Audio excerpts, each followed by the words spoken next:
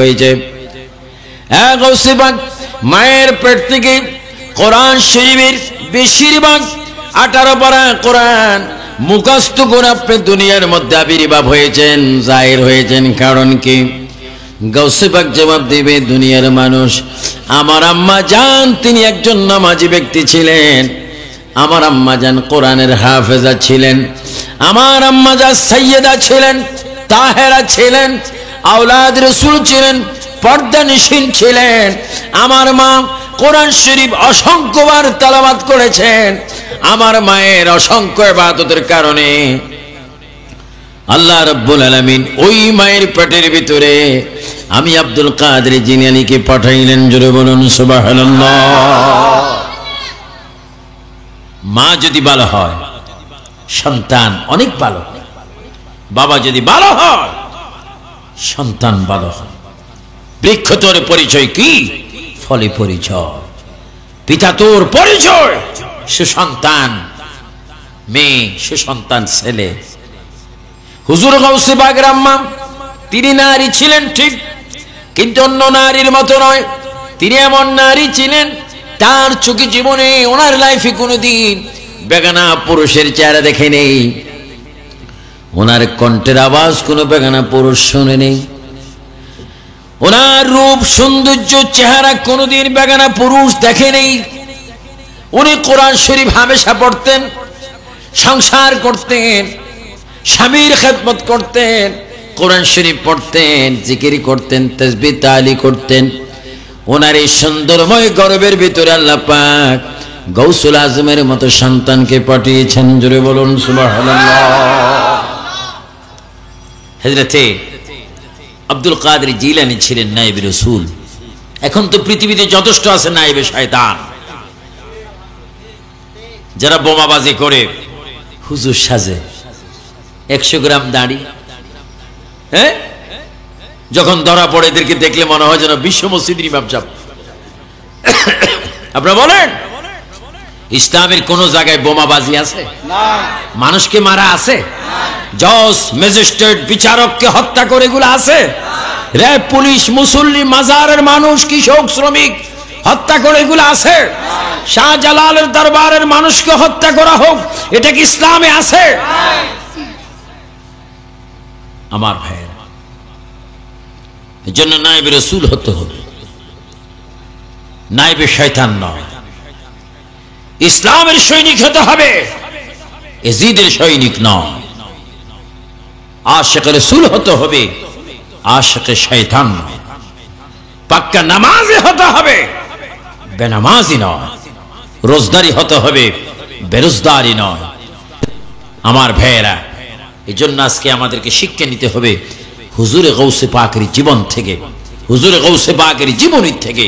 তিনি এমন কি মানুষ ছিলেন যার ইতিহাস কিয়ামত পর্যন্ত বিদ্যমান থাকবে।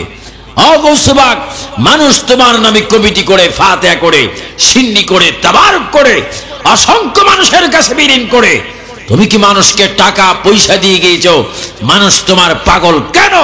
গৌসে পাক জবাব দিবে, মানুষ আমার পাগল এই জন্য আমি নিজে নবীর পাগল ছিলাম। জোরে কোন সুবহানাল্লাহ। উচ্চ স্বরে বলেন ইয়া রাসূলুল্লাহ। এবার বলেন ইয়া গৌসে পাক। আমরা নবীর আশিক হতে চাই কি চাই না? সুন্নি ভাইরা, কয়দিন বাঁচবেন আর? চাকরি করেন, ব্যবসা করেন, 1 কোটি টাকা অ্যাকাউন্টে জমা রেখেছেন, সেই টাকার কাছে না যাওয়ার আগে নিজের সেই শোরুমে, নিজের সেই গোপন আপনার খনির মধ্যে হাত দেওয়ার আগে, চেক কাটার আগে আপনার মৃত্যু হতে পারে। আপনি ইলিশ মাছ নিয়ে ওয়াইফকে বলেছেন তুমি ভাজা করো আমি খাবো, গোসল করার পরে ভাত খাওয়ার আগে মৃত্যু হতে পারে।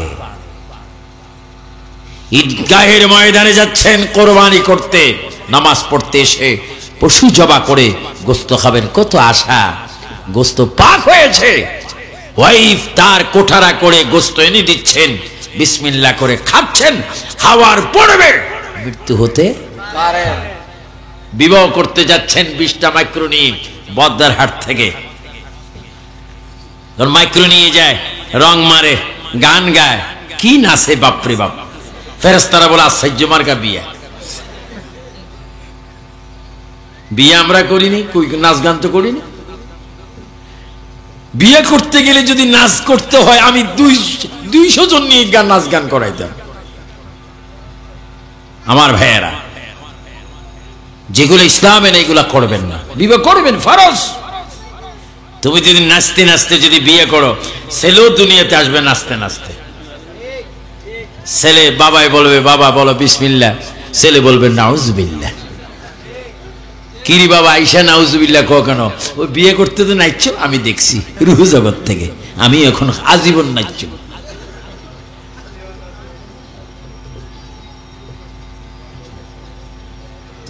আমার ভাইরা, ইসলামে যেগুলা নাই এগুলা করবেন না।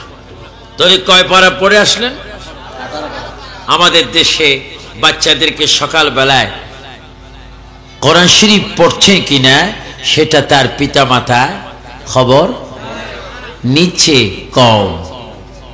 যদ্দূর যতটুকু নেওয়ার বিষয় কথা ছিল ততটুকু নিচ্ছেন না। ইংরেজি শিখতে যাচ্ছ, কোচিং করতে যাচ্ছ, প্রাইভেট পড়তে যাচ্ছ, টিচার মাস্টার প্রভাষকের কাছে যাচ্ছ, ইংলিশ তুমি শিখছ, কিন্তু তোমার এই কবরের ভিতরে ABCD কিছু আসবে না। কবরের ভিতরে আসবে রব্বুকা, তোমার রবকে জবাব দিতে হবে রব্বি আল্লাহ। মা দীনুকা, তোমার দিনটা কি? জবাব দিতে হবে দীনিয়াল ইসলাম। 3 নম্বরে প্রশ্ন হবে মা কুনতা তাকুলু ফি হাক্কি হাযার রাজুলু, ইনি কে? তোমার কবরের ভিতরে যদি সুন্নি হও, আশিক হও, রাসূল প্রেমিক হও, দেশ প্রেমিক হও, তুমি কবরে বলবে হে ফেরেশতা সরে যাও, আমি দেখতে পাচ্ছি 2 নয়নে আমার কবরের ভিতরে মদিনার নবী জিন্দা দাঁড়িয়ে আছেন। জোরে বলুন সুবহানাল্লাহ, আল্লাহু আকবার।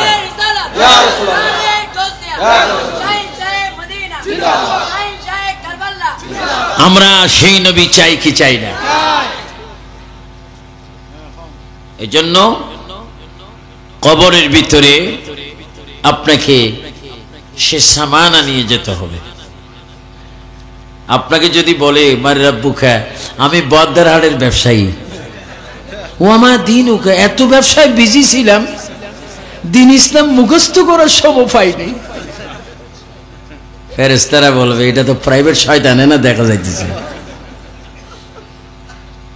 ও ব্যবসা করছেন, নিউ মার্কেট আপ ডাউন করছেন, ঢাকার সাথে যোগাযোগ রাখছেন, কিন্তু কবরের সাথে কোনো যোগাযোগ রাখেননি। এই জন্য যে যেখানে যান নিজের প্রতি দুর্বল থাকবেন। আমি তো মানুষ, আমার জীবনটা তো আমার না, এই জীবনটা তো তার, যিনি দিয়েছেন তিনি নিয়ে যাবেন, কিন্তু কখন নিচ্ছেন তো জানি না। এজন্য এখনো নিতে পারে, তাই প্রস্তুত থাকতে হবে মরার জন্য। হুজুর বড় পীর আব্দুল কাদের জিলানী বলেন সব সময় আমি মৃত্যুর জন্য প্রস্তুত থাকতাম। জোরে বলুন না সুবহানাল্লাহ। এজন্য যারা এই খেয়ালে থাকবেন তারা বিনা ওযুয়ে থাকতে পারে না। আপনার মৃত্যুটা যদি ওযু থাকা অবস্থায় মরা হয়, একটা রিপোর্ট অতিরিক্ত হবে যে মানুষটা মৃত্যুর সময় কমপক্ষে পবিত্র ছিল। আর এখন এমন পবিত্র হয় বাপরে বাপ, পেশাব করে এখন তো অনেক ইংলিশ টয়লেট আছে। ইংলিশ টয়লেটে আপনি ডেলিভারি করার আগে ওইখান থেকে ডেলিভারি হয়, ঠিক কিনা? উপর থেকে পড়ে, যেমন উপর থেকে নিচের থেকে। আমি লন্ডন আমেরিকা যাই, বড় মুসিবত, না যাই পারি না। মসজিদ যেখানে আছে সেই সমস্ত মসজিদ গুলাতে বাংলাদেশিরা বাংলাদেশের নিয়মে, আরবের নিয়মে টয়লেট করেছে। ইংলিশ টয়লেট, আপনি কোটিপতি, আপনি জুমার নামাজ পড়তে যাবেন আগামী দিন, আপনি ইংলিশ টয়লেট থেকে বাইর হয়েছেন, আপনার আগে যিনি গিয়েছেন তিনি হয়তো তার প্রস্রাব উপরে লেগেছে। আপনি যেই নিয়মে বসার কথা ছিল সেই নিয়মে যদি না বসেন, আপনাকে ধরেও তো নাপাক হয়ে গেলেন, আর উযু বানাইলে কি হবে? আপনি নাপাক পোশাক নিয়ে যদি কিয়ামত পর্যন্ত জুমা পড়েন, একটা জুমাও কবুল হবে না। আর তাহুর শত্রুর ঈমান, যদি দেহ যদি পরিষ্কার না হয়, চিৎকার দিয়ে বলেন সুবহানাল্লাহ। আমরা পরিষ্কার পরিচ্ছন্নতা চাই কি চাই না? নামাজ হচ্ছে কিন্তু কবুল হচ্ছে না, কারণ কিছু না কিছু আমাদের গলত আমল। হযরত বড় পীর আব্দুল কাদের জিলানী, ছোট্ট বয়স, ওনার আম্মা জান উম্মুল খাইর ফাতেমা, কত সুন্দর আমলের অধিকারী নারী। আমি ওনার জিয়ারত করেছি ইরাকে, হুজুর গৌসে পাকের আম্মা জান এবং আব্বা জান, ওনাদের জিয়ারত, খুব সুন্দর কবর। আপনার নাম শুনেছেন হযরত জুনাইদ বাগদাদি রাদিয়াল্লাহু তাআলা, যিনি সাগর দিয়ে, নদী দিয়ে, কর্ণফুলীর নদী বলেন, বড় বড় সাগর বলেন, যে সমস্ত সাগরের উপর দিয়ে রোডের মতো তিনি হাঁটতেন। তিনি কে? হযরত জুনাইদ বাগদাদি বলেন রাদিয়াল্লাহু তাআলা। ওই জুনাইদ বাগদাদির মাজারের পাশে কিছু দূরে হুজুর গৌসে পাকের আম্মা জানের কবর। আমার ভাই, জুনাইদ বাগদাদি বড় ওলি ছিলেন। আমরা এই নদী পার হই, শাহে আমানত ব্রিজ অতিক্রম করতে হয়।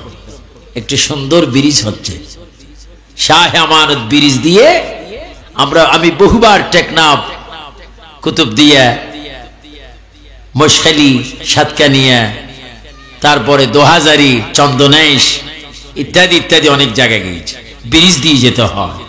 আর জুনাইদ বাগদাদি তিনি যাওয়ার ইচ্ছা করলে নদী দিয়ে হেঁটে যায়। সুবহানাল্লাহ। তো বোঝা গেল ওনার কথা নদীর পানি শুনে।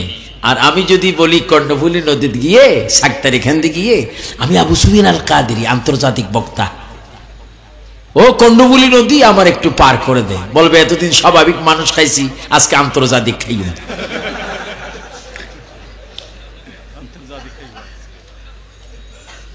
নদী আন্তর্জাতিক মানে না, গ্রাম জাতিক করি চাইব। কিন্তু নদীয়ে ওলি আল্লাহ মানে। যদি ওয়াহাবিরা মানে না, মওদুদি মানে না, বেঈমানরা মানে না, কিন্তু নদীর পানিয়ে মানে। বেশি দূর নয়, জুনাইদ বাগদাদি তো অনেক দূরে। গৌসেবাগের কথাটা রাখলাম, সিলেট তো আমাদের অনেক কাছে। শিলহাট বাবা শাহে জালাল রাদিয়াল্লাহু তাআলা আনহু, এই যে সুরমা নদী বর্তমান, এই নদীর পানি শাহজালালের কথা শুনে নামাজের মুসল্লা কিস্তি হয়ে তার সফর সঙ্গী সতিনী নদী পার হয়েছে। আরেকটু জোরে বলুন না। নদীয়ে পানিয়ে ওলি আল্লাহ চিনি কিনা? কিন্তু কিছু প্রাইভেট মুসলমান ওলি আল্লাহ মাজারে যায় না। মাজারে যাওয়া বলে শিরিক। যারা ওই শাহ আমানতের কাছে বিশুদ্ধবারে যান, ওহাবিরা বলে এগুলো শিরিক, মওদুদিরা বলে শিরিক। তো তুমি জজ কোর্ট যাও কেন? হাইকোর্ট, জজ court, supreme court, magistrate court, court building, আসামি হয়ে বিবাদী হয়ে যাই জজ সাহেবের আদালতে, আমার মামলা। এই জন্য মামলাকে তোলার জন্য, বলার জন্য একজন উকিলের প্রয়োজন।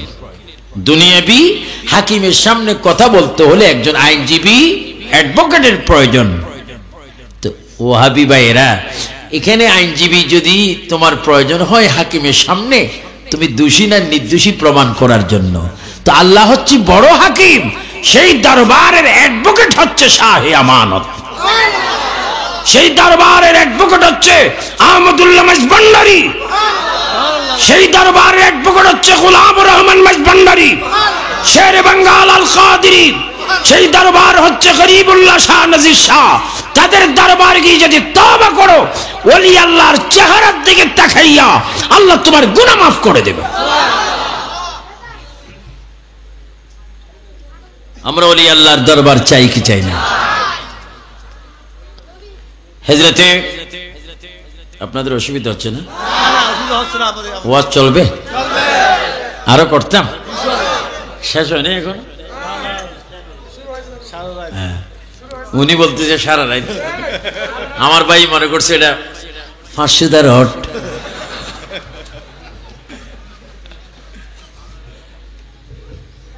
না, আমরা বেশিক্ষণ ওয়াজ করবো না, একবারে কিছুক্ষণও না। এমন ওয়াজ আমাদের আজকের প্রয়োজন যেগুলো আমাদের কাজে আসে। যেটা বলুন ঠিক কিনা? আমাদের মা বাপ কার কার আছে হাত তোলেন। কার কার মা বাবা আছে? আলহামদুলিল্লাহ বলুন, হাত নামান। কার কার মাও নাই বাবাও নাই হাত তোলেন। মাও নাই বাবাও নাই, হাত নামান। এই যাদের মা বাবা নাই কবর জিয়ারত করবেন, যাদের আছে খেদমত করবেন। যদি হক্কানি পীর ধরেন পীরের কাছে যাবেন, কিন্তু পীরের মর্যাদা মা বাপ থেকে বেশি নয়। অনেকে পীর ধরেন মা বাপকে বেইজ্জতি করেন, মা বাবার হক আদায় করে না। পীর পীর করে পাগল হলে ফেরেশতারা হাসরের ময়দানে ফিট ফাড়াই ফেলবে। আমরা পীরও চাই, মা বাবাও। মা বাবার হক পীর পাবে না, পীরের হক মা বাবা পাবে না। পীরের হক ঠিক থাকবে। আজকে আমাকে নোয়াখালীর থেকে এক সালাক মানুষ, নোয়াখালী তো মানি তো ফেন্স চন্দ্রবিন্দুর মতো, কো হুজুর আমার মা আছে, আমি কি ফির ধরবো? আজ 100 বার তুই ফির ধরবি, 1 কোটি বার ধরবি, তবে ফিরের কাজ মার কাছে নয়, মায়ের কাজ ফিরের কাছে নয়। কেউ যদি তোকে বলে থাকে মা বাবা সে ফির ধরার দরকার নেই, সর্বনাশ, ওই মানুষ তোর শত্রু। মা বাবাও মানতে হবে, পীরও মানতে হবে। গৌসে পাকের আম্মা এবং বাবা উভয়জন ফয়সালা করলেন যে আমাদের ছেলে বড় আলেম হবে, আমাদের ছেলে বড় ফকিহ হবে, আমাদের ছেলে বড় লেখক হবে, বড় গবেষক হবে, এবং আমাদের ছেলে উপযুক্ত হবে। আমরা মৃত্যু যখন হব, আমার ছেলে আমার নামাজে জানাজার ইমামতি করবে। যেটা বলুন না সুবহানাল্লাহ।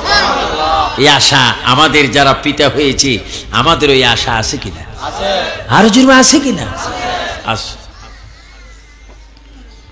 গৌসে পাকের আম্মা যান গৌসে পাককে ডাক দিলেন, বাবা তুমি দ্বীনের ইলম হাসিল করার জন্য চলে যাও। আমাদের দেশে এখন পরীক্ষা হচ্ছে, অনেক সাবজেক্ট পরীক্ষা হয়ে গেছে, অনেক হবে, 16 তারিখ থেকে আরম্ভ হয়েছে। কিন্তু ছাত্ররা কলেজে যাচ্ছেন, স্কুলে যাচ্ছেন, মাদ্রাসা যাচ্ছেন। এই ছেলেটা যাইতে আসতে প্রস্রাব করে পানি নিচ্ছে কিনা বাবা মাই জিজ্ঞাসা করে?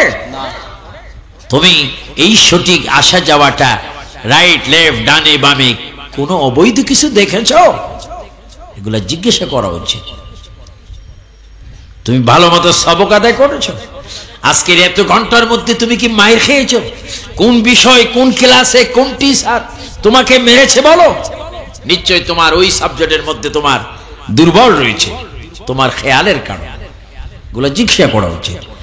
তুমি কি ফজরের নামাজ পড়েছো, জোহর পড়েছো? এগুলা উপযুক্ত মা বাবার জিজ্ঞাসা করা প্রয়োজন, পীরের জিজ্ঞাসা করা প্রয়োজন। মা উম্মুল খায়র ফাতেমা, সন্তান আব্দুল কাদের জিলানী, বেবি, ছোট্ট বাচ্চা, 5.5 হতে 6 বছরের সন্তান। উনি শিক্ষা অর্জন করতে যাচ্ছেন। মা জননী সন্তানকে বললেন, বাবা তুমি তো রাজপুত্র, ধনী মানুষের সন্তান, টাকা পয়সার কোনো অভাব নেই, কিন্তু আমি মা তোমাকে নিয়ে অনেক স্বপ্ন দেখেছি, এগুলা যেন পূর্ণ হয়। কারণ তোমাকে যখন আমি পেটে নিয়েছিলাম, নবীজির কন্যা ফাতেমা জহরা আমাকে আমার ঘরে এসে তোমার জন্মের খবর আমাকে বলে দিয়ে গিয়েছে। নবীর মেয়ে ফাতেমা জহরা নিজে এসে তুমি আব্দুল কাদেরের জন্মের কথা আমাকে বলে গিয়েছে। সুবহানাল্লাহ। যার জন্মের সুসংবাদ নবীর কন্যা দিয়ে যেতে পারে, সেই সন্তান কি স্বাভাবিক সন্তান না অতুলনীয় সন্তান? শ্রেষ্ঠ সন্তান। তুমি শিক্ষা অর্জন করবে, কিন্তু সর্বশ্রেষ্ঠ শিক্ষা ইলমে জাহির, ইলমে বাতিন। আমাদের দেশে কিছু এলেম হলে মনে করে নিজে বিশ্বরোড হয়ে গেছে। কেউ সালাম দিতে চায় না, মোসাফা করতে চায় না, যদি মুসবা করে হাত একটু দেয়, তাও একটু আঙ্গুল দেয়, মস্কারি করে। আমি একদিন দেখেছি আমাদের তত্ত্বাবধায়ক সরকারের প্রধান ফখরুদ্দিন সাহেব জিয়া বন্দর আসার পরে ওনার মন্ত্রী পরিষদে এমন ভাবে হ্যান্ডশিপ করতেছে, বাপরে বাপ, লাগে যেন বিশ্বযুদ্ধ লাগে গেছে। দুইজনের দুই হাত, 4 হাত দিলে সুন্নত হতো। সুবহানাল্লাহ। এক হাতে এমন মারা মারতেছে, ইরাক আর ইরান যুদ্ধ লাগে গেছে। সরকার প্রধান হয়েছেন, সুন্নতের দরকার। আপনি যদি খবরে যান মান রাব্বুকা, আমি তত্ত্বাবধায়ক সরকারের প্রধান, এগুলা হবে না। তুমি মুসলমান, আমি মুসলমান, আপনি মুসলমান। মুখে থাকতে হবে দাড়ি, কথায় থাকতে হবে সুন্নাত, হাতে থাকতে হবে সুন্নাত, চলায় থাকতে হবে সুন্নাত, বসায় থাকতে হবে সুন্নাত, কথায় থাকতে হবে সুন্নাত, লেনদেনে থাকতে হবে সুন্নাত, বিচারে থাকতে হবে সুন্নাত। আমার নবী বলেন, মান আহাব্বা সুন্নতি ফাকাত আহাব্বানি ওয়া মান আহাব্বানি কানা মাই ফিল জান্নাহ।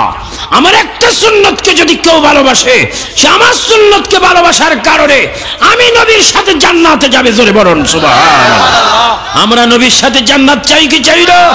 যুবক বাবারা ডান হাত তুলে বলে চাই কি চাই না? বলে আল্লাহু আকবার।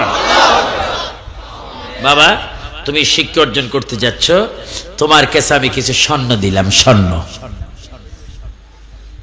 আমাদের দেশের স্বর্ণের গরমে মানুষ টিকে না।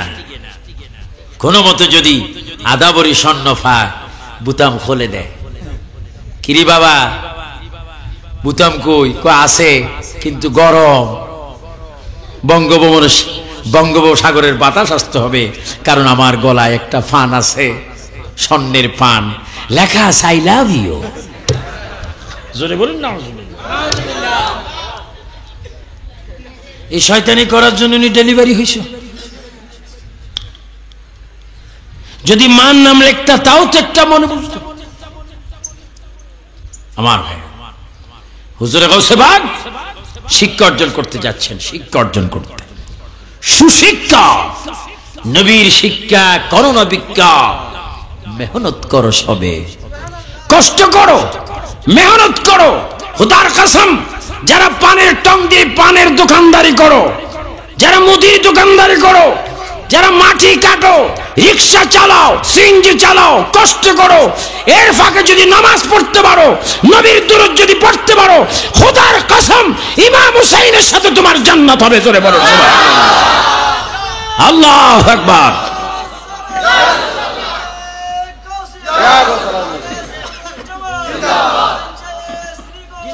আমরা নবীর সুন্নত চাই কি চাই না? আরো জোরে বলেন, চাই কি চাই না? কষ্টর ফাঁকে ফাঁকে ইবাদত, নামাজ পড়তে হবে। মা শিক্ষা দিচ্ছেন, তুমি স্বর্ণগুলি তোমার কাছে আমি দিয়ে দিচ্ছি, সুশিক্ষা অর্জন করার পরে তুমি বাড়িতে ফিরবে আলেমে দ্বীন হয়ে, কামেলে মুকাম্মেল হয়ে তুমি আসবে। তবে বাবা, যাওয়ার পথে ডাইনে বামে কোথাও তুমি তাকাইও না। কেউ সাথে যদি কোনো সময় কথাও বলতে হয়, মিথ্যা বলো না, লোভ করিও না, অন্যায় পথে পা বাড়িও না। সুবহানাল্লাহ বলেন। গৌসে পাক যাচ্ছেন। আমাদের দেশে এখন কিছু প্রাইভেট স্টোর আছে, যাহা রাত্রের 12টার পর থেকে রাতের 3:30 পর্যন্ত রাস্তাগুলোর মধ্যে তাদের দায়িত্ব বেড়ে যায়।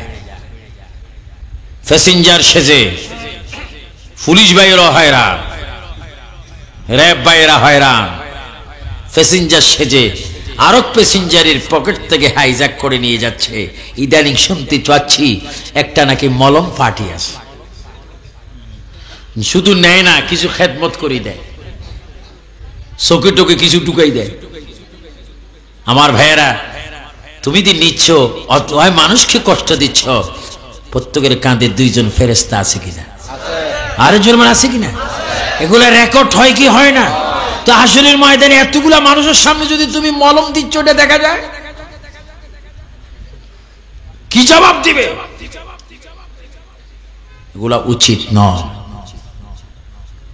ভালো নয়, কষ্ট করো, কষ্টের মধ্যে অনেক বরকত। আর অবৈধ করে যাদেরকে নিয়ে খাওয়াচ্ছ তারা কি তোমার কবরে যাবে? এই ধরনের কিছু অবৈধ উপার্জনওয়ালা রাস্তায় বসে আছেন, পীরান পীর দস্তগীর দ্বীন ইলম হাসিল করার জন্য, কোরআনের ইলম, কিতাবের ইলম হাসিল করার জন্য তিনি রওনা হলেন। পথের মধ্যে পথিক ডাকাতের দল তাকে ডাক দিলেন, দাঁড়াও, চেহারা তো সুন্দর, পোশাক এত চমৎকার, গঠন এত সুন্দর, যাচ্ছেন কোথায়? একা একই। তিনি মুস্কি হাসি দিয়ে বললেন, জনাবগণ শুনুন, আমি একাই কি যাচ্ছি না, আমার সাথে আরো দুইজন আছে। কয়জন? ডাকাতের দল বললেন, দুইজন কই? আমরা দেখছি একজন। তুমি দেখো না আমরা 12 জন। তুমি মিথ্যা কথা বলছো, ইচ্ছা করলে তোমাকে থাপ্পড় দিয়ে শেষ করতে পারে। গোসবাক বললেন, কেন থাপ্পড় মারবেন আমাকে? আমি তো অন্যায় কোনো কাজ করিনি, আমি সত্যি বলেছি। আমরা 3 জন, আমার সাথে আল্লাহ রসুল আছে। আর একটু জোরে বলবেন না সুবহানাল্লাহ? কে আছে? আর জোরে কে আছে? আল্লাহ রসুল এখনো আছে কিনা? আগামী দিনও থাকবে কিনা? তারপর আল্লাহ রসুলকে সাক্ষী রেখে নামাজ রোজা চাই কি চাই না? আমার বক্তব্য আজকে ক্লাসের মতো দিচ্ছি, আপনারা গ্রহণ করতে বুঝতে যেন কষ্ট না হয়। আমার ভাইয়েরা, বড় পীর আব্দুল কাদের জিলানীকে ডাকাতের দল প্রশ্ন করা হলো, তোমার কাছে কিছু আছে? অনেক আছে, অনেক। টান দিয়েছেন, অনেক আছে। কি আছে? যথেষ্ট পরিমাণ অসংখ্য দামের স্বর্ণ আছে। সুবহানাল্লাহ। একটা বলে খতম করে দে, পাইছি। আর একটা বলে না, খতমের দরকার নাই, সাইজে ছোট, একটা মাইরা দে। একজন মারতেছেন থাপ্পড়, এমন থাপ্পড় দিচ্ছেন, থাপ্পড় তোলা মাত্র হাত পাত্র হয়ে গেছে।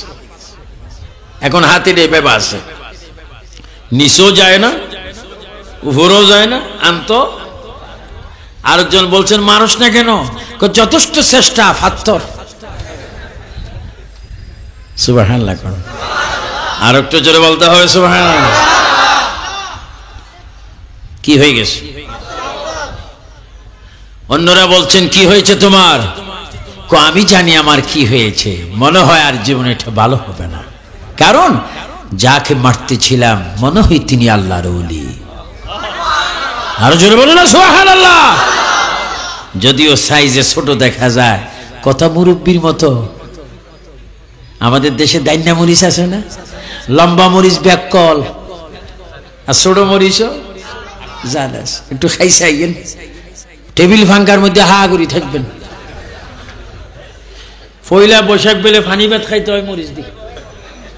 আমার নসিবে হয়নি এবার, জীবনে প্রথম শুনছি, সবক লইছি, পানি ভাত খাইতে হয়।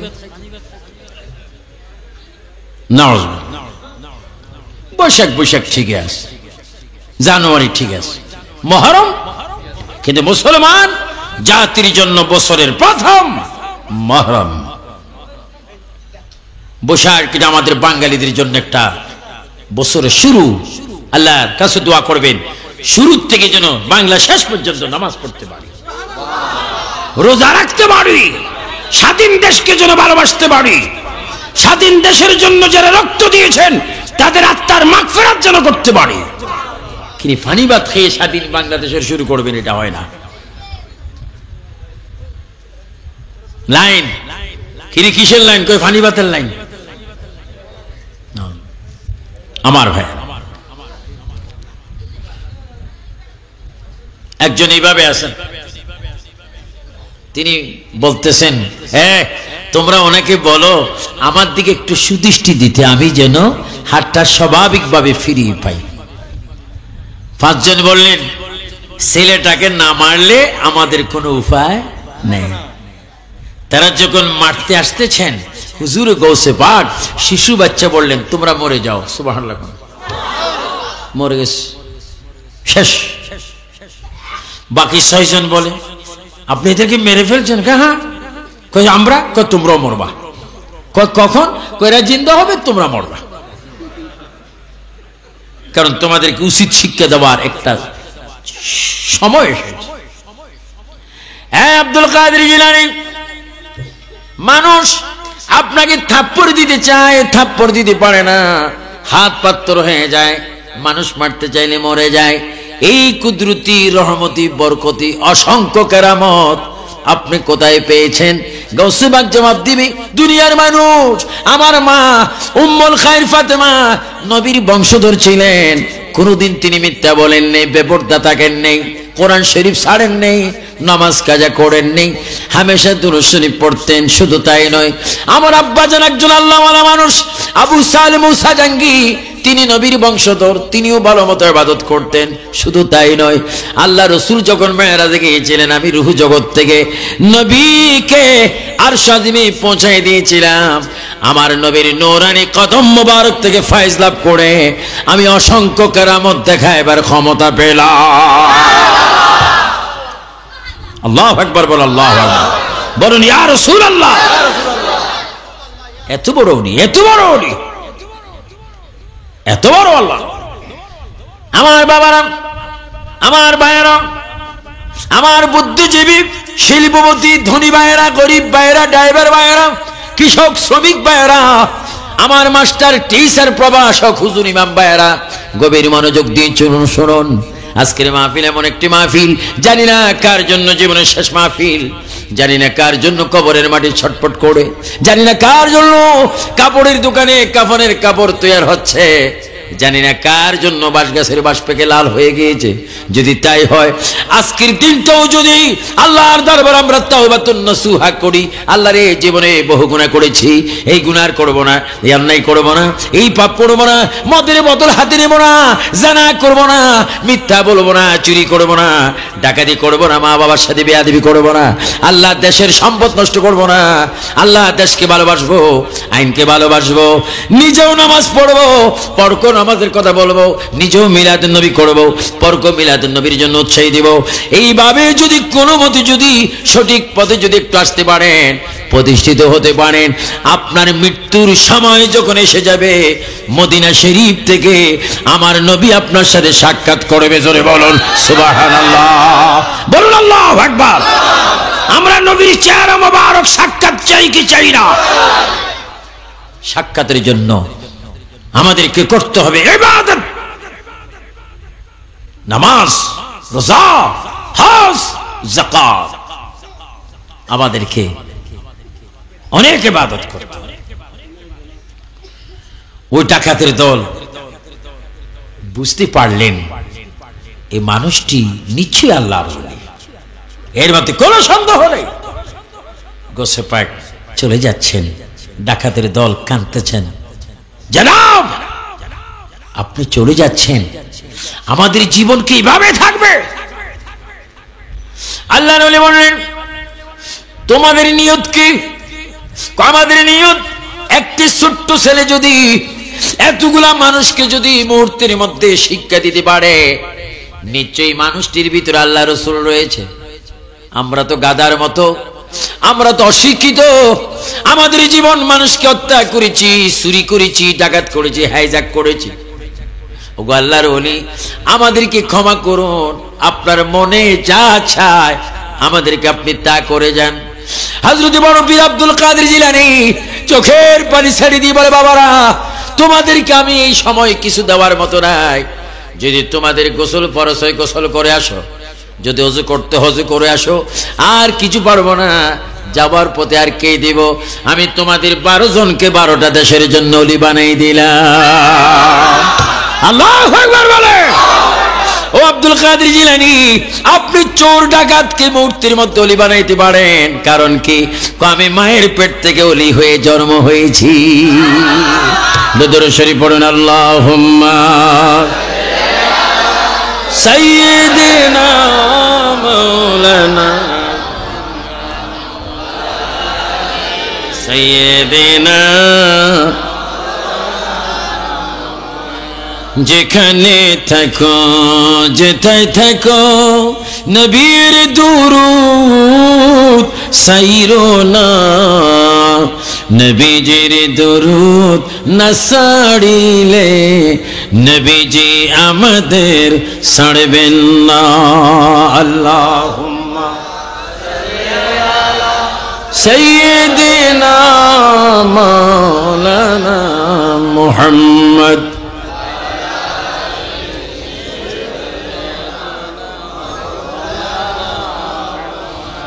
আসমানেতে ফেরেশতারা কাতারে কাতারে খাড়া, দিনে রজনী পড়ে তারা সাল্লি আলা মুহাম্মদ। আল্লাহুম্মা জোরে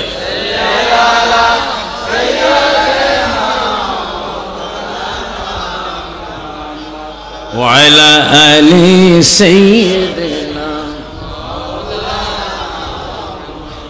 উড়ে যা রে বাংলার হাওয়া, উড়ে যা রে মদিনা, এ আশিকদের সালাম দিও নবীজির পাক রওয়াজায়। আল্লাহ জোরে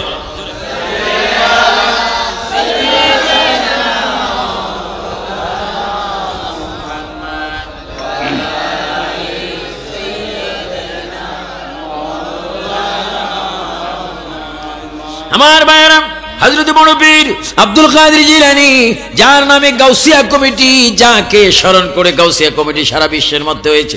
আমি সাউথ আফ্রিকায় দেখেছি গাউসিয়া কমিটি রয়েছে, পাকিস্তান দেখেছি গাউসিয়া কমিটি রয়েছে, আরব আমিরাতে গাউসিয়া কমিটি রয়েছে, মালয়েশিয়ার মধ্যে রয়েছে, দুবাইয়ের মধ্যে রয়েছে, বাহরাইনে রয়েছে, জর্দান রয়েছে, সিরিয়ার মধ্যে রয়েছে, ইরাকে রয়েছে, সিরিয়ায় রয়েছে, অসংখ্য রাষ্ট্রে গাউসিয়া কমিটি রয়েছে, গাউসে পাকের ভক্ত রয়েছে। ওগো আব্দুল কাদের জিলানী, সারা বিশ্বের মানুষ এখনো তোমার জন্য পাগল। কারণ কি? আমি নামাজে সুন্নতে উঠায় বসায় হামেশা আমার নবীর সুন্নতের পাগল ছিলাম। এই জন্য আল্লাহ পাক আমাদের সকলকে গাউসে পাকের তরিকা মোতাবেক আমাদেরকে জীবন প্রতিষ্ঠিত করার তৌফিক দান করো। সবাই উচ্চ স্বরে বল আল্লাহুম্মা আমিন।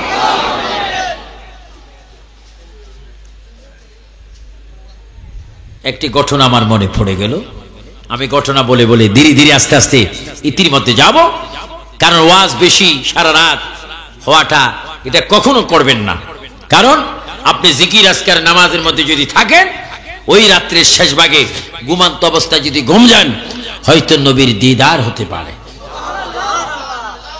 গাউসে পাকের দিদার হতে পারে, ভালো একটি স্বপ্ন দেখতে পারেন। আমার ভাইয়েরা, গাউসে পাক আব্দুল কাদের জিলানী তিনি পাক্কা নামাজে ছিলেন। তিনি বাগদাদের জমিনে আসরের নামাজের ওযু বানাচ্ছেন। সুবহানাল্লাহ। আমরা অনেকে আছি আসরের ওযু কোন দিন বানাইছি নিজেও বলতে পারেন না, এত শক্ত নামাজি। বুঝবেন কি বলতে চাচ্ছি? আবার শীতকালে তো অনেকে ওযু বানায় না, গাটলার মধ্যে কষ্ট করি যায়, একটু পানির মধ্যে নুনসা পানি তুমি বালা শুনি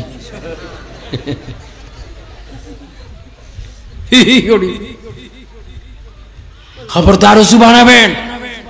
শীতের পানি ঠান্ডা পানিকে ঠান্ডা মনে করে যদি ওযু না বানান, বরফের জাহান্নাম আছে,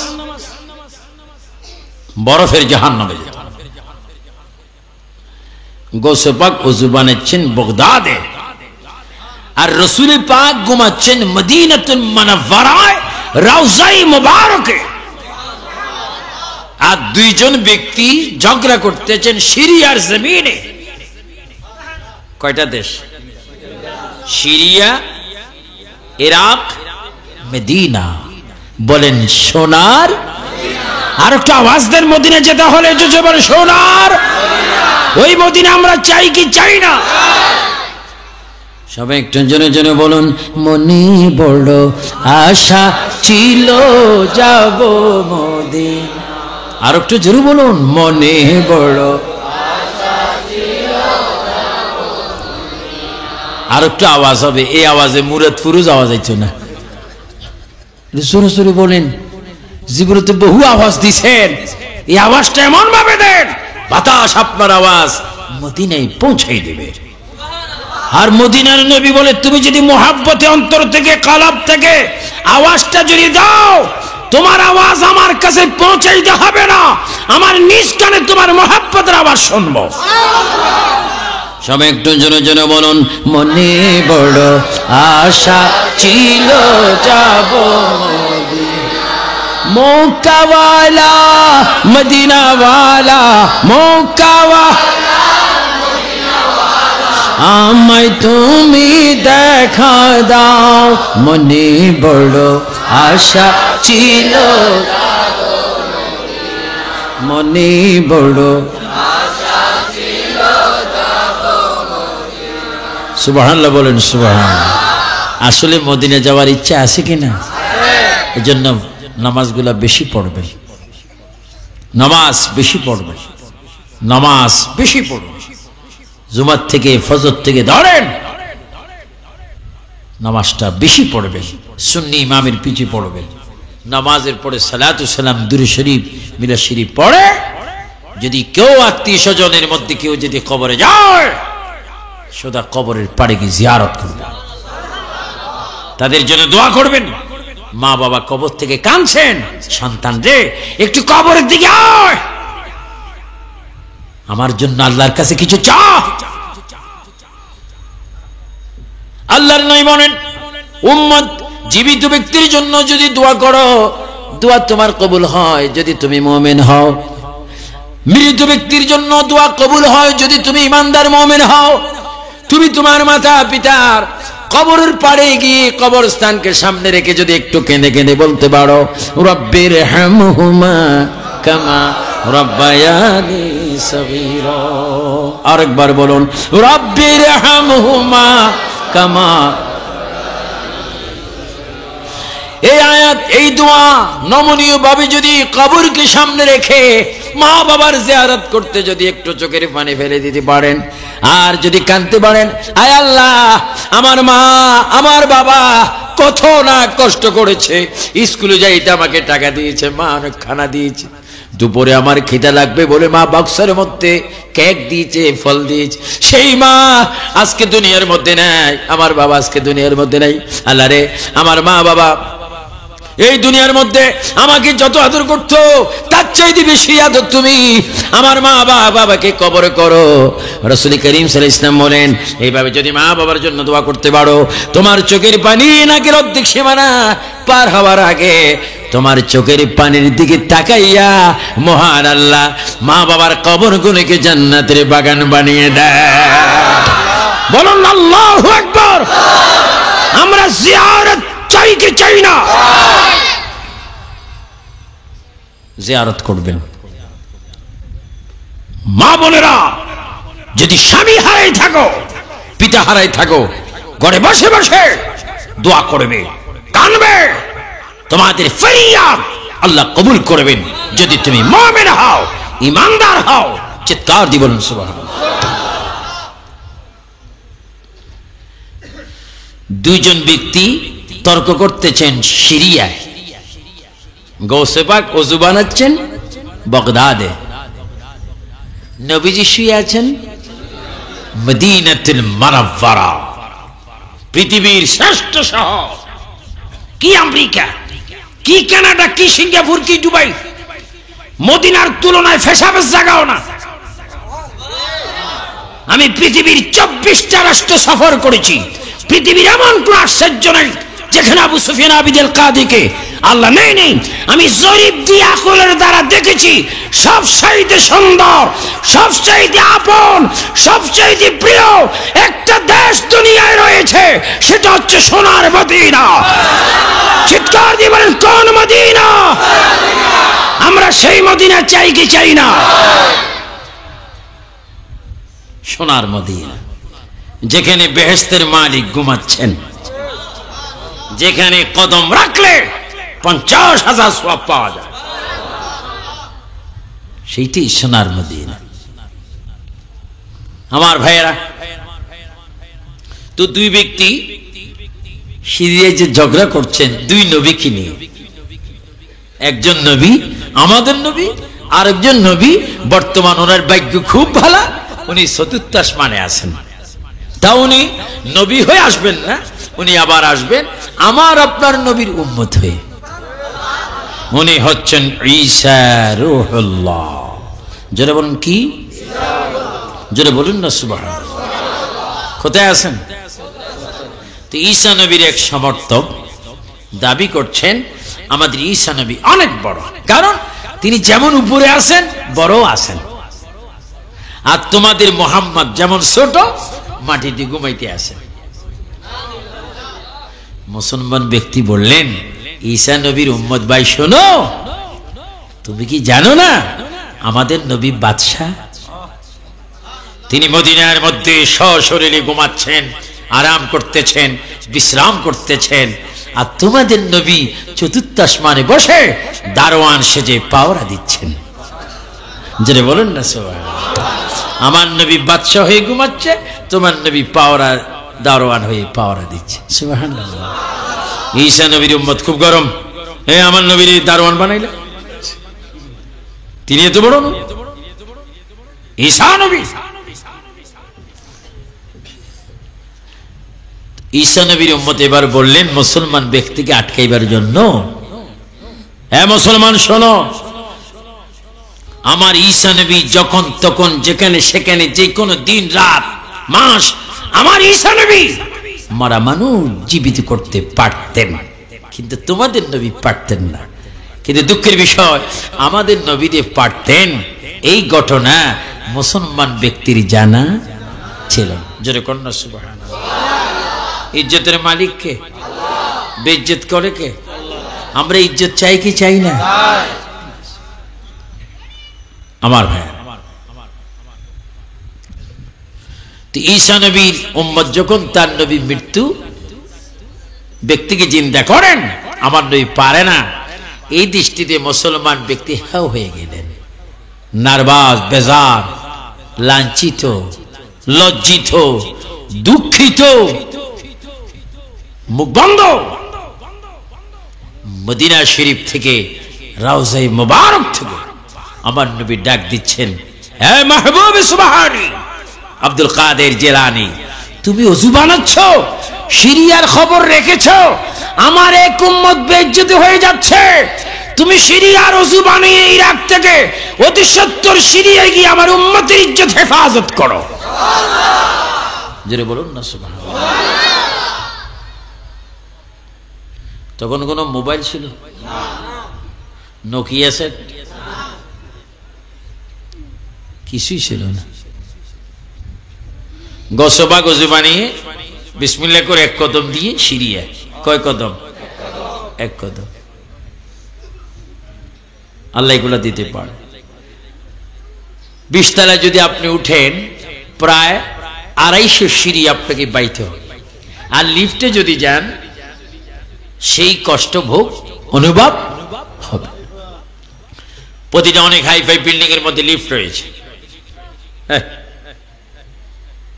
সেখানে উঠে গোসেবাগ এক কদমে সিঁড়ি আসলেন, এসে দুই ব্যক্তির মাঝখানে দাঁড়িয়ে তিনি মুস্কি হেসে বললেন, আপনাদের মধ্যে কি নিয়ে ঝগড়া হচ্ছে ভাই?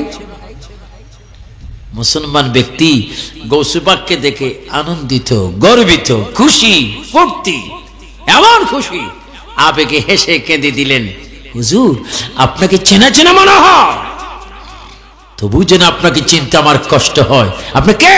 কানা আব্দুল কাদের জিলানী।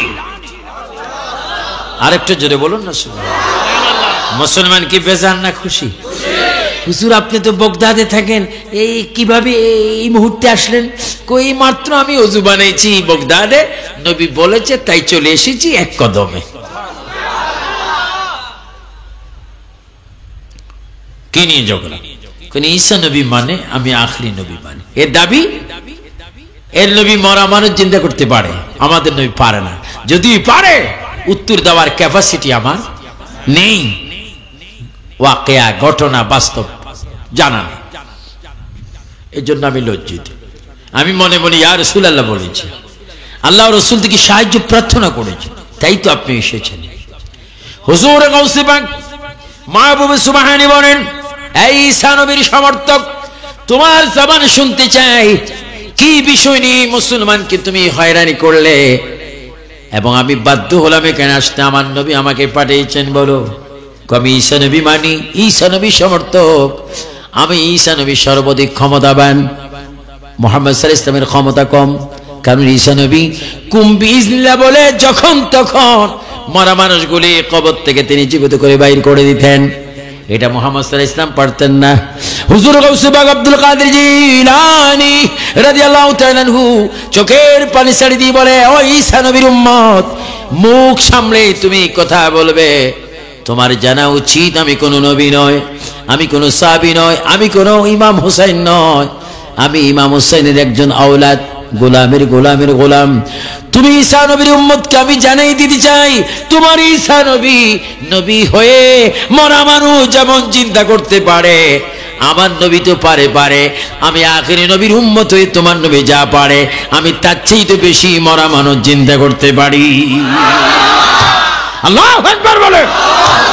ওলি আল্লাহর সম্মান দেওয়ার মালিক কে? আল্লাহ।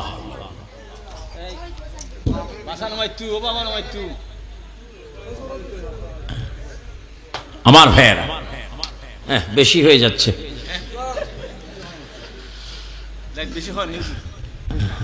না শাস্তি বেশি হয়ে যাচ্ছে। কি আমার ভাইয়েরা, আমি মরা মানুষ চিন্তা করতে পারি, চলো। ঈসা নবীর উম্মত বললেন, মানুষটা অনর্থক এই কথা বলছেন, এটা কি সম্ভব নাকি? চলো মরা মানুষ জীবিত করো। আসলে পারবেন? যদি পারি, সুবহানাল্লাহ বলেন। যদি পারেন ধর্ম ত্যাগ করে মুসলমান হয়ে যাব। মুসলমান করে দেওয়ার মালিক কে? আমি দেখেছি লন্ডনে, আমেরিকায় অসংখ্য মানুষ মুসলমান হচ্ছে। আমি এই পর্যন্ত প্রায় 47 জন হিন্দু, খ্রিস্টান, ইহুদি, মগ মুসলমান করেছি। আমার হাতে কলমা পড়ে তারা মুসলমান হয়েছেন। আমার লাভ কি হয়েছে? একজন ব্যক্তিকে যদি মুসলমান কোনো মতে বানা যায়, 70টি শহীদের সওয়াব পায়। যেটা বলেন না সুবহানাল্লাহ। জান্নাতে তার বাগান হবে যদি সুন্নি ইমানদার হয়, ওয়াহাবি হইলে মুশকিল। আমরা অনেক সময় দেখেছি চকবাজারের কোনায় বহু মুসলমান হয়েছে, কিন্তু নিজে মুসলমান কিনা সন্দেহ। আরে ঠিক ঠিক বলবেন না, আমি কইতেছি শুনেন। যারা বলছে নবী গায়েব জানে না, এখন নিজেরা গায়েব হয়ে গেছে। লানাতুল্লাহ আলাইহি। একটি কথা আছে, সোরের 10 দিন। এবার মিলাদুন নবী বাইতুল মুকাররম মসজিদে হয়েছে। সরকারকে এদিকে ধন্যবাদ, যিনি ইসলামী ফাউন্ডেশনের পরিচালক, সাবেক চট্টগ্রামের দায়রা জজ শামীম মোহাম্মদ আফজাল সাহেব, চট্টগ্রামের সাবেক দায়রা জজ ছিলেন। তিনি তার সুনির্দিষ্ট অভিজ্ঞতার কারণে এবার 15 দিন ব্যাপী বাইতুল মুকাররম মসজিদে মিলাদুন নবী ফাতিহা আজম করেছেন। এতে কি আমরা তাদের কি বদদোয়া করবো না দোয়া করবো? আমরা জাতীয়ভাবে মিলাদুন নবী উদযাপিত হোক, এটা চাই কি চাই না?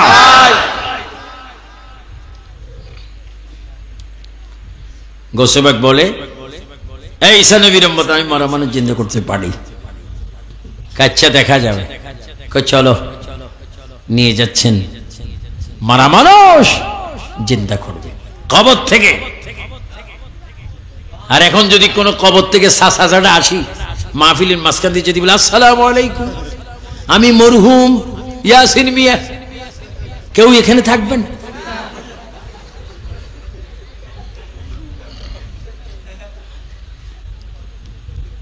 আমার দাদাও যদি আসি বলে, নাতি রে 40 বছর সারা তোর কবরে আসি, আয় তোর একটু কবরে নিয়ে যাব,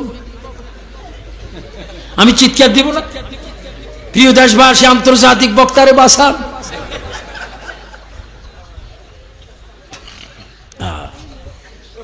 আর গৌসবাগ যাচ্ছেন কি জন্য? কাকে?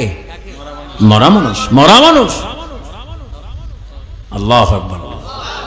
এগুলো খেয়াল রাখবেন, নামাজটা ঠিক মতো পড়বেন, এক অপরকে দেখলে সালাম দিবেন, মুসবা করবেন। কোন ব্যক্তিকে দেখলে জিকির আপনার চেষ্টা করবেন, যে সালাম দিয়ে জিজ্ঞাসা করবেন কিছু খেয়েছে কিনা, আমার ভাইয়েরা কিছু খেয়েছে কিনা। আমার ঘর থেকে সতর্কে এসেছে, আপনি ওয়াজ ছেড়ে দেন। আমার পরিবার আমাকে, কারণ 12টার পরে ওয়াজ করা ডাক্তারি নিষিদ্ধ। আমার শেষ করে দিচ্ছি, কারণ আমার স্লিপ দেখেন। আসলে আমি বড় অসুস্থ, আমার হাই ডায়াবেটিস, কিন্তু এখন ডায়াবেটিস নাই, একেবারে কি হয়ে গেছে, শূন্য হয়ে গেছে। ডাক্তার বলছে যদি 7 কমপক্ষে বডিতে ডায়াবেটিস না আছে, যে কোনো মুহূর্তে একটি বড় অঘটন হতে পারে। কিন্তু আমি যদি অসুস্থ, আমার বক্তব্য আমি আপনাদেরকে অসুস্থ বলে একবার বলিনি, কিন্তু জান বাঁচান কি? ওয়াহাবিরা উরুস করে না, আমি মরলে উরুস করবে। কারণ এরা মনে করে সুন্নিদের একটা আলেম যদি শেষ হয় বিশাল বিজয়। প্রত্যেকটি সুন্নি আলেমকে আল্লাহ নেক হায়াত দেখ, এটা আপনারা চান কি চান না? আপনাদের নেক হায়াত হোক, এটা আপনারা চান কি না? তাই বলে আমি একটা ছেড়ে দিচ্ছি না, এটা শেষ করতেছি। আমার ভাইয়েরা, তিনি যাচ্ছেন, মরা মানুষ চিন্তা করবেন। কবরটা 13 হাত লম্বা। কত হাত? তৎকালীন মানুষ তো অনেক লম্বা ছিল, অনেক লম্বা।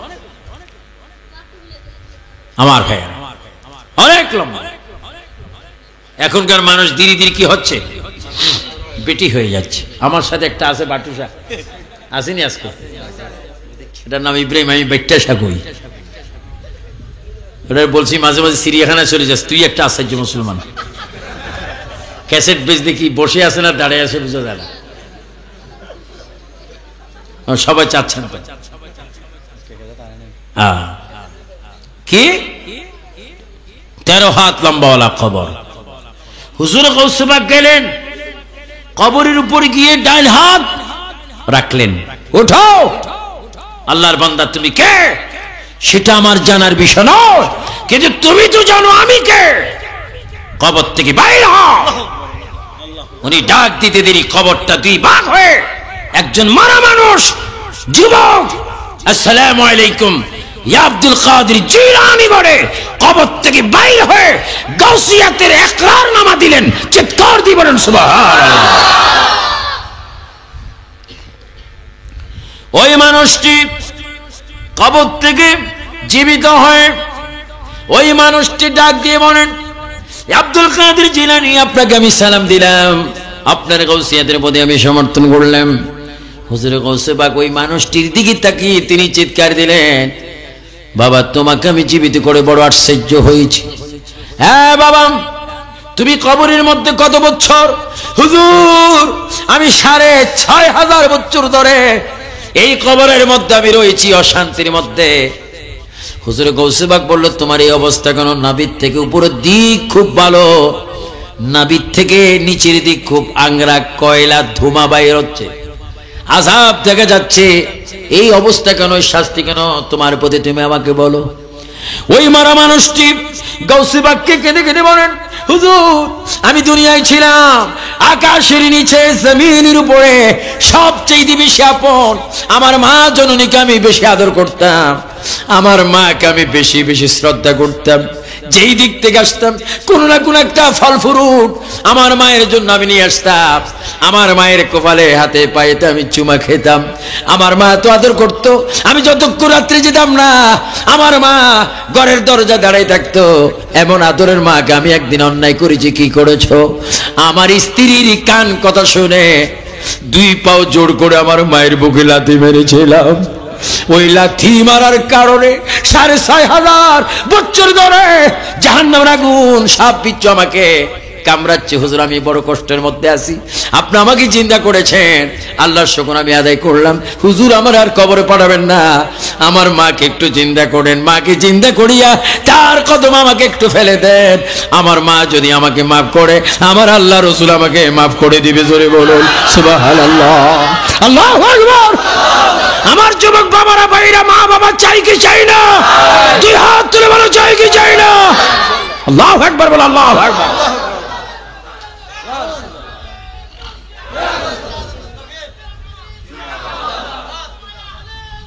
জিন্দাবাদ।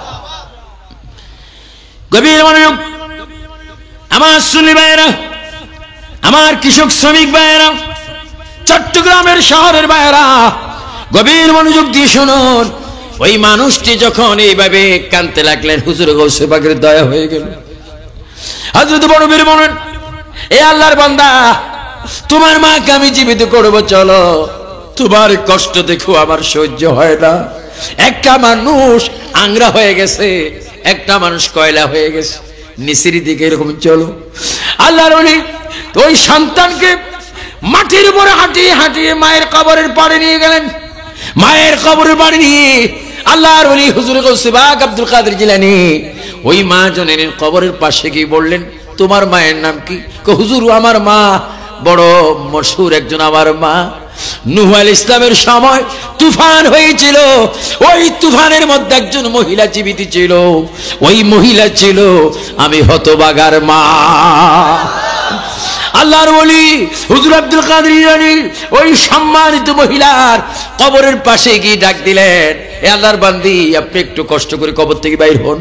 একজন বান্দি বৃদ্ধ মহিলা কবর থেকে বাইর হয়ে এমন একটা সালাম গৌসে পাককে দিলেন। গৌসে পাক খুশি হয়ে বললেন, মা গো আপনি এসেছেন, আপনাকে ধন্যবাদ। মা জনের কেঁদে কেঁদে বলে, বাবা এই নিষ্ঠুর পৃথিবীতে আবার কেন আমাকে এনেছো? আমি জান্নাতের হাওয়া খাচ্ছিলাম, জান্নাতের অনেক পরিবেশ, আমি কবরের মধ্যে ছিলাম। এই দুনিয়ার মধ্যে আমাকে কেন এনেছো? যে দুনিয়ার মধ্যে সন্তান মা চিনে না, মা সন্তানের হক আদায় করে না, এইটা জালিমি দুনিয়া। মা আমি আপনাকে জীবিত করেছি, বড় একটা মুসিবতের সময় আপনাকে আমি ডাক দিয়েছি গো মা, আমার পিছের দিকে একটু নজর করে দেখেন, এই হত বাবা সন্তানকে আপনি চিনেন কিনা? মা চিৎকার দিয়ে বলে, আব্দুল কাদের অন্য কিছু দেখাও, এই জালিমের মুখ তুমি আমাকে দেখাইও না। আমি এত কষ্ট করেছি সন্তানকে নিয়ে, মাত্র আমার একটা সন্তান, এই সন্তানটা আমাকে বুকে লাথি দিয়েছে, এখনো মনে হয় বেতাটা আমার বুক থেকে এখনো বাইর হচ্ছে। মা মাফ করে দেন।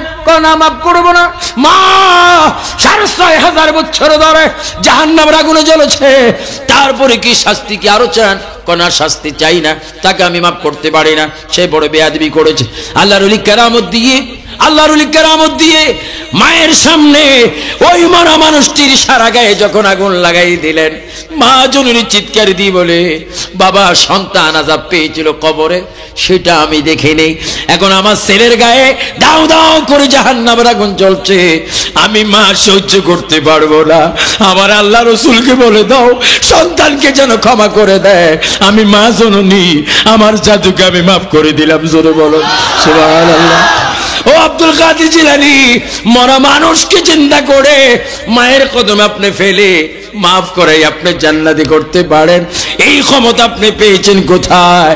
তিনি জবাব দিবে, এই ক্ষমতা আমি নবীর আদর্শ থেকে পেয়েছি। জোরে বলুন সুবহানাল্লাহ, আল্লাহু আকবার, আল্লাহু আকবার।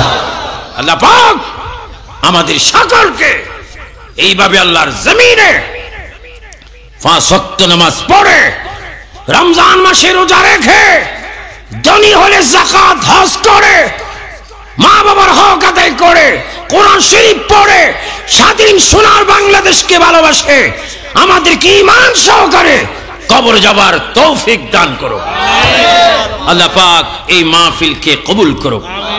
এই মাহফিলে যারা টাকা দিয়ে, পয়সা দিয়ে, বুদ্ধি দিয়ে, শ্রম দিয়ে, অর্থ দিয়ে এই মাহফিলকে সাজিয়েছেন, আল্লাহ পাক আপনাদের এই মাহফিলকে কবুল করুক।